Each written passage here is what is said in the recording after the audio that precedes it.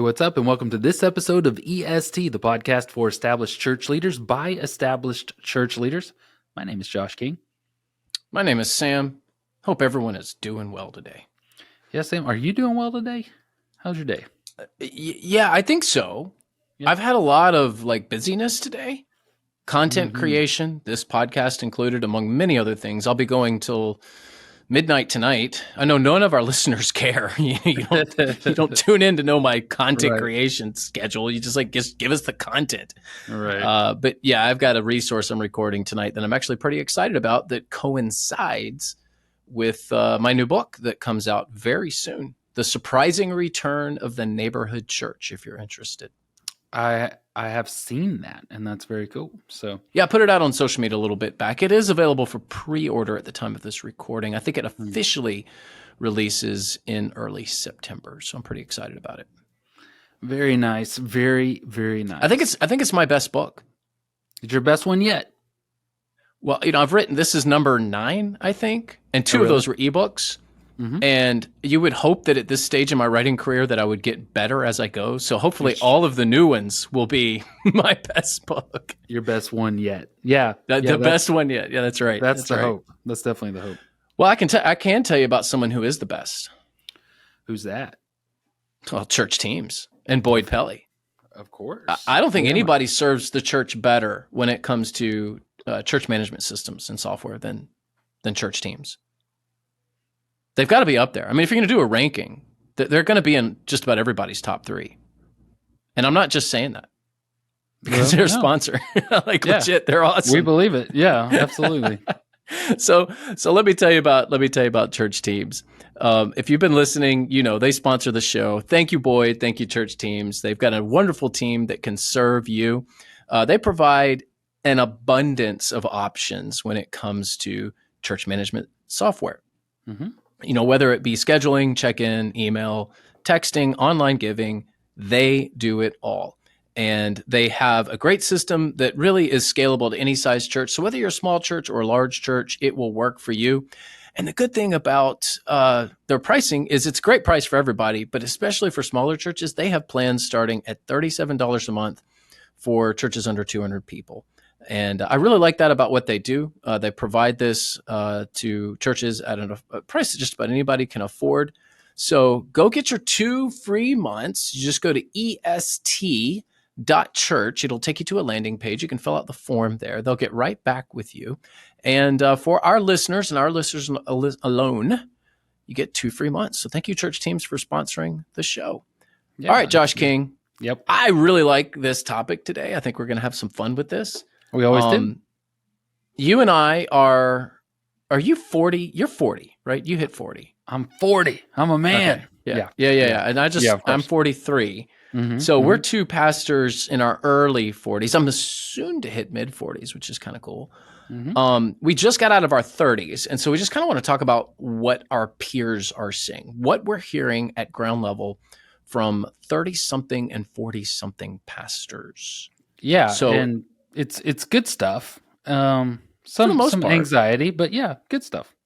It's our excuse to say whatever we want to say and blame it on other people because we're basically just saying, here's what people are saying. Here's what I've got a friend. Friend. Right.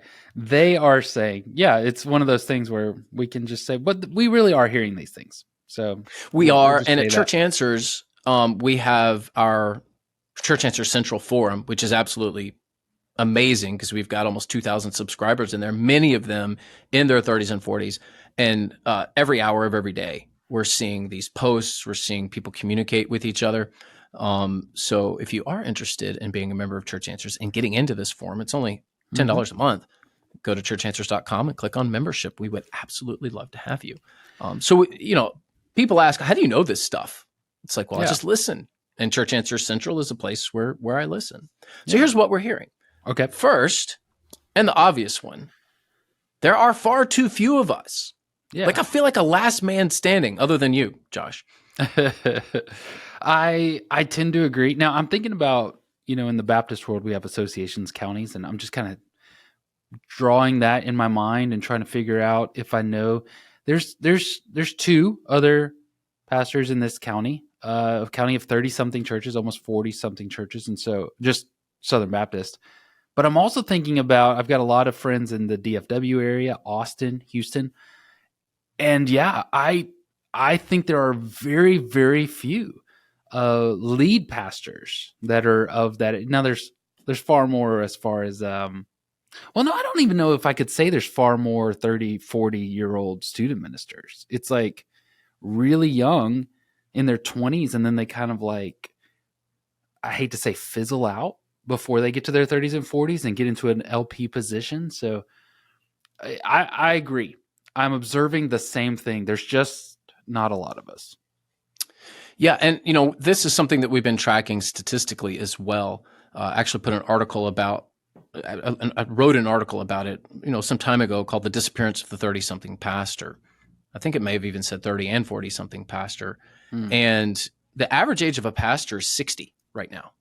Right. So, I mean, just demographically, the median age of the United States is 38. So you would expect that the median age of a pastoral position would be somewhere around that. If you think, well, pastors should be a little older, let's say 40 or 42 should be the average age of a pastor. But the average age of a pastor is almost retirement age, which means that a lot of those who are serving in pastoral positions skew older. Now, I want to be very clear. I have no problem with that. A lot of times age brings experience, and you can be 60 and be a phenomenal pastor because you've been doing it for so long. You know your people, you've shepherded well, you've proven yourself. So this isn't so much a knock against age as it is just us saying, where's our group? I don't mind you baby boomer pastors. We're the 30 and 40 something, pastors that are out there, and they just aren't there. Yeah. So I'll go out on a limb and I say part of the problem is seminaries and not doing equipping well at the seminary. But ultimately, you can't blame the seminary, right? Because that's just an organization that's supposed to help the church. Really, it's the churches that are to blame for not training up the next generation of pastors, or just being so cantankerous, mean, and unwilling to change that nobody our age really wants to do it. Yeah, I mean, if I can think of a very applicable illustration right now, I just think it's inappropriate for the radio. But it's like, please share. No, there's no way I'm going to share this illustration that's in my mind right now. But let me describe it to you and see if you and our listeners can figure out the illustration I was going to think of. But yeah, so if you've got all of these hundreds and thousands of candidates right at the beginning, people interested in ministry, and then they set out, there's all of these different obstacles. And by the time they get to leading a church, there's just very few left, and they get picked off all the way along the way. And so I think that you're right. I mean, just ministry's hard. There's the difficulty of it. There's the finances of it. You want to raise a family, that sort of stuff. You get 2 jobs. The other job pulls you away. I would argue that there's a misconception of what seminary prepares you for. Seminary teaches us the Bible and how to exegete the Bible. The rest of it, they're not even trying to prepare us for these other things. And maybe they should, but right now they're just like, this is how the Bible works. It is preparing you for an outdated model of ministry. That's why you and I sometimes talk about getting a business background and those sort of things. So, actually, my business training was just as valuable as my seminary training. My finance degree was just as valuable as my seminary training. I don't want to diminish being theologically trained, because that is important, but the fact that I can read financial statements and present them at a business meeting has been quite helpful, Yeah. So I'll say that I'm glad that I had both. I'll just say that. Right. I agree. All right. So since the average age of a pastor's around 60, again, it's like who's counting and how. I mean, there's some estimates, that are close to 60. Different counts come up with different numbers, but let's just go with a round number, 60.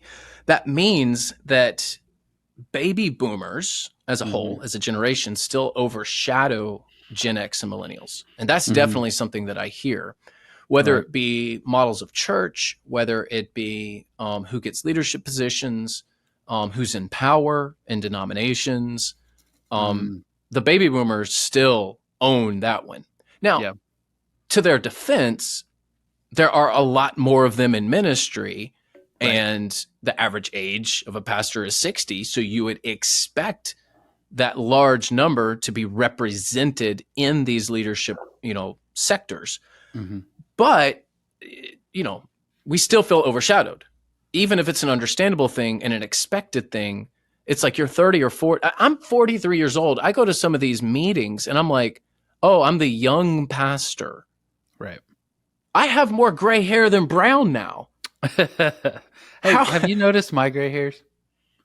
Can you No, I see? haven't. I Yeah. haven't. The edges of my beard right there are like right under my chin are very gray. If I grow it out a little bit, it'll just be just straight up gray. So, Yeah, my, which my, I'm my happy beard for is. since I have no head hair. So, Yeah, but you look so beautiful, bald. yeah, thanks, man. Thanks. Get No, my it gray really beard does glory. fit you. Yeah, I I think like I it. think you've got a nice head. I'm a fan of it. I love it. It really does. I'm not joking. Josh King is a fine looking man. I will say that. I pull off the bald head. Yeah, so I can feel the same way you're feeling when I go to these associational meetings and denominational meetings. It's like, man, and it's worse. It feels worse if you're millennial or if you embrace sort of the mindset of millennials. So if you're still sort of like keeping up with pop culture and keeping up with fashion and those sort of things, even like modern practices of marketing and business and those sort of things, communication styles, those, then you're going to feel even younger. So I don't know. Do you have a feeling like, I wonder this, these people that were following behind, the men and women that are now 60s, were they in positions of leadership when they were 30, 40, or did it Oh take yes. them? They were. Oh yeah. So it's right to say, hey, why aren't y'all turning this over yet? Or is it like, well, just wait your turn? What do you think? So I will say this. There are some boomers that clearly have hung on too long. I'm not going to name names, but those of you We who are know listening who can they probably think of are. examples. Yeah. I think there's plenty of examples where it's like, yeah, you should have retired like 10 years ago, Hmm. or longer. Uh, and then I think that there's some boomers who are like, listen, I would gladly hand this over. I can't find anybody. Right, because there's none of us running around. Yeah. There's not enough of us. So, I think it cuts both ways there. Mm. I think that that there's a segment that it's like you really, really should be working to train somebody up. You do have some opportunities here to pass the baton. And I think in other cases, it's like there really is nobody. So it's tough to know what situation each individual case is in unless you just know what's going on. But I think it's a Hmm. little bit of both. Yeah. Yeah. Which means if there's not a whole lot of us and we're still feeling overshadowed by the baby boomer generation, then there's lots of loneliness and isolation. Now, we probably Hmm. should have put this one first because I hear this more than anything else. Yeah. So you're kind of saying these in sentence format, like, so this is our third thing that we're hearing here. We're hearing that there's not a lot of us. We're hearing that the 60s are overshadowing us, and then now we're hearing loneliness. And man, I hear this from everywhere, not just through professional cycles. I just hear this. There's just a loneliness, and I would say culturally, this is true across the gamut. It's true. I do think that we like to blame social media for a lot of things, but this is one thing that I really believe. I believe social media stunted our ability to make friends, to know what a friend is, to know how to we've got this kind of like conditioning where we think friendship is just like a person who just praises me and likes everything that I do and think like, it's like a social media post. When in reality, friendship's much harder than that. But again, with the lack of very many of us, it's hard to be you and I both. There's probably several 60-year-old or older pastors that you don't mind hanging out with, and you would even call them a friend. But that doesn't really speak to the like sometimes that need for camaraderie, somebody that's your same age. So I can see it. Yeah, we started with talking about isolation and loneliness, and I think that's a very real thing. But I also think a lack of camaraderie, that word, that really rings true with me. Mm-hmm. I have it with some, with you, with Mm-hmm. others here locally. I actually feel pretty good about my circle of friends. I feel blessed.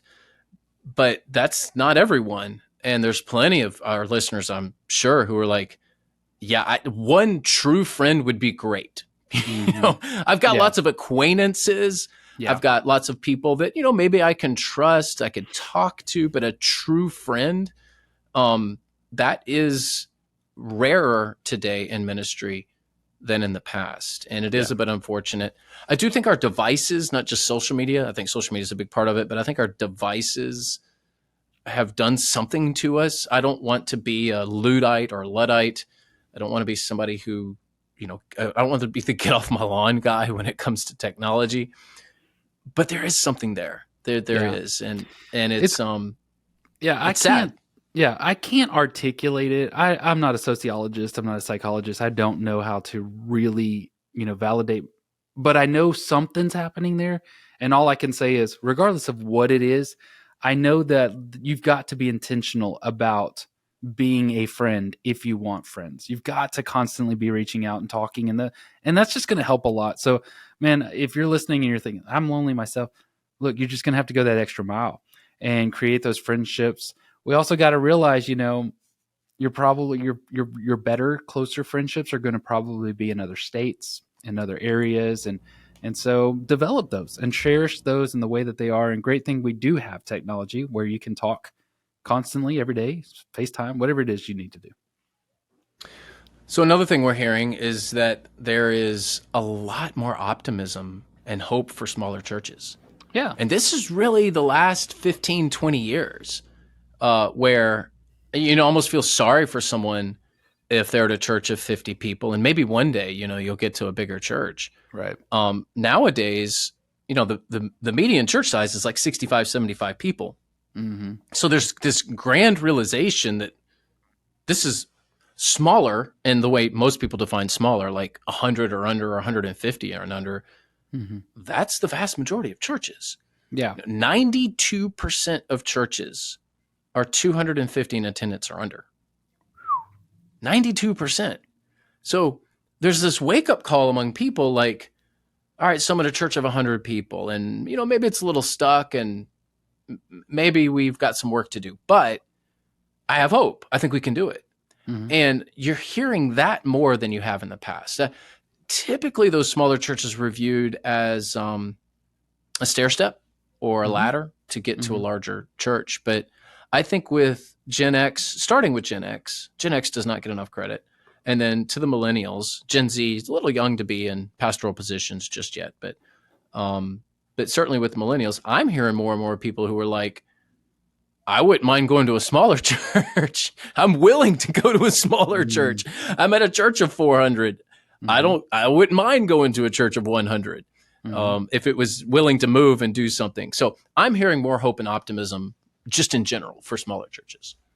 Yeah, I agree. I think that there is this realization that every bigger is not necessarily better, and it's more. We're talking more about the benefits of those small churches. They're much more agile.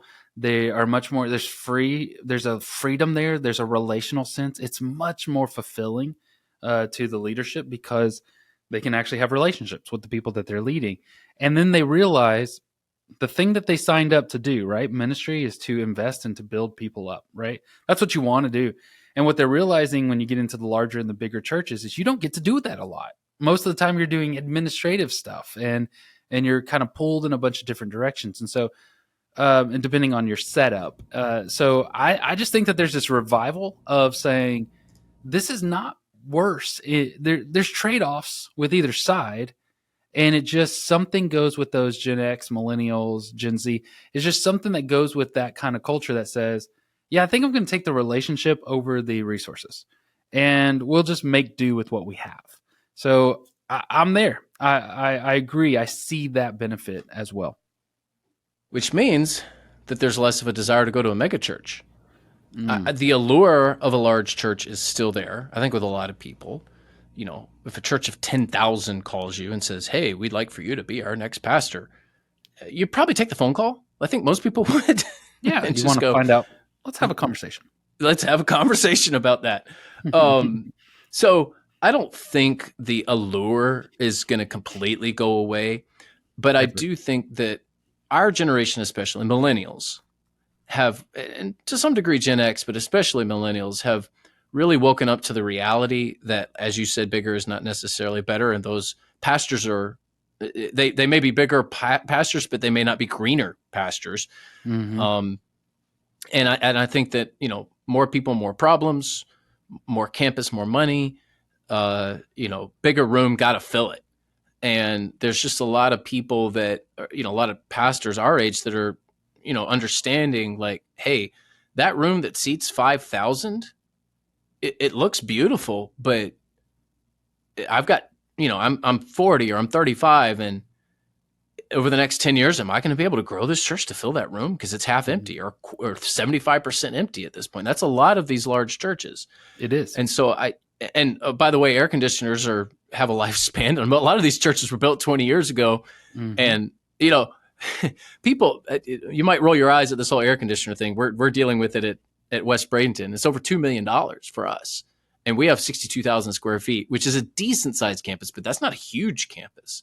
Mm-hmm. So, you go to this giant, 500,000 square foot campus that was built in 2000, baby boomer pastor retires. You're the new guy.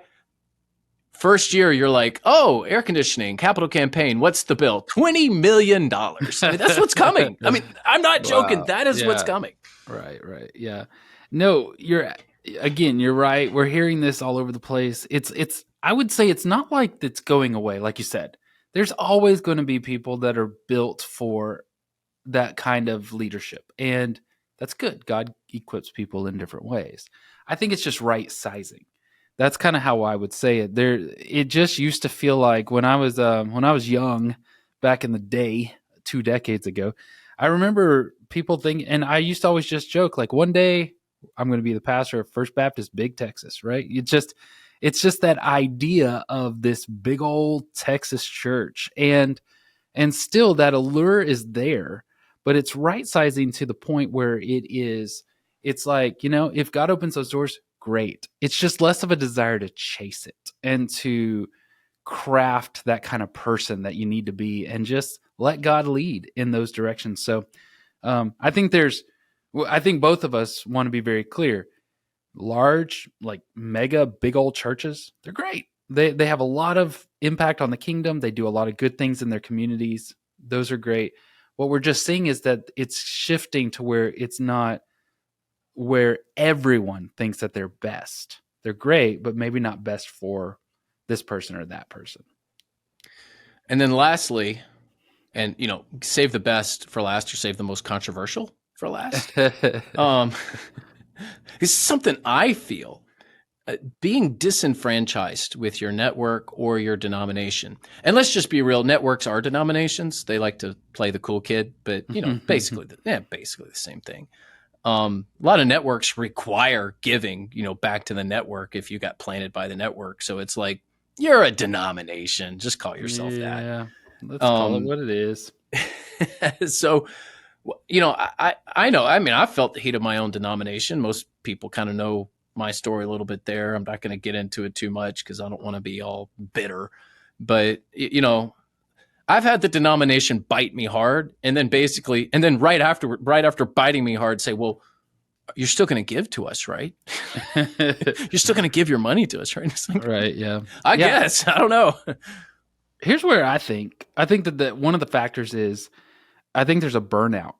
It just became really, really popular when you had this explosion of networks. Got Pillar Network and Sojourn and A29, and there was just like, there were so many people, so many churches that I knew that were Southern Baptist, and so they had their like national identity, then they had their state identity, then they had their local identity. In Texas, we had 2 conventions, so there was that kind of thing going on. And then you have this network, and you're going to be a part of this network for this reason. And then you have a local citywide church planting network. I think people just got burned out on them. And so what I'm seeing, or what I'm hearing people say, is, I love being a part of my extended family, whatever that is. I've got friends that are Methodist and friends that are Assemblies of God and Missionary Baptist. They love being a part of sort of their identity and the network and the petition. They're just not like wanting to make that their whole every day. It's just, that's kind of a part that we do. It plays a role, but it doesn't contribute to my identity. And I think it goes more, when we're talking about like this big church, small church, all that sort of stuff, I'm just seeing more millennial pastors that are like, I am the pastor or a minister of this local congregation. That's who I am.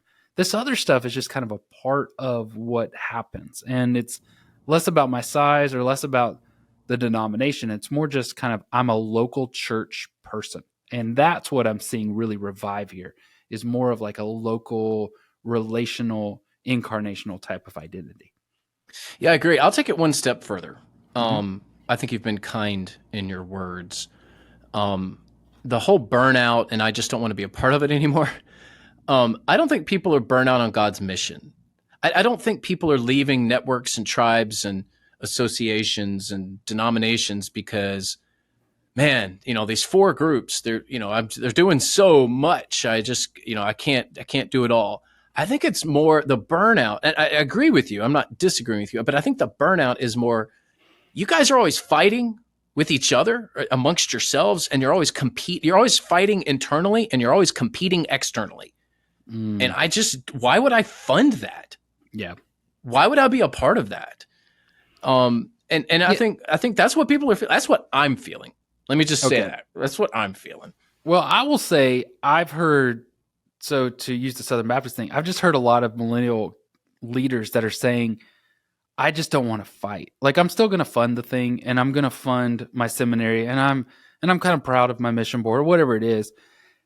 I'm just not going to engage in the way that we have engaged in our denomination for the last 40 years of just constant fighting. And so they still want to be a part of something. They still want to help smaller churches or missionaries or whatever their concept is. They just don't want to engage anymore on the fighting side of things. So I agree with you. I think it's just I'm going to become global Methodist is what I'm going to do. I'm going to join the GMC. We had those dudes on, and we got an episode.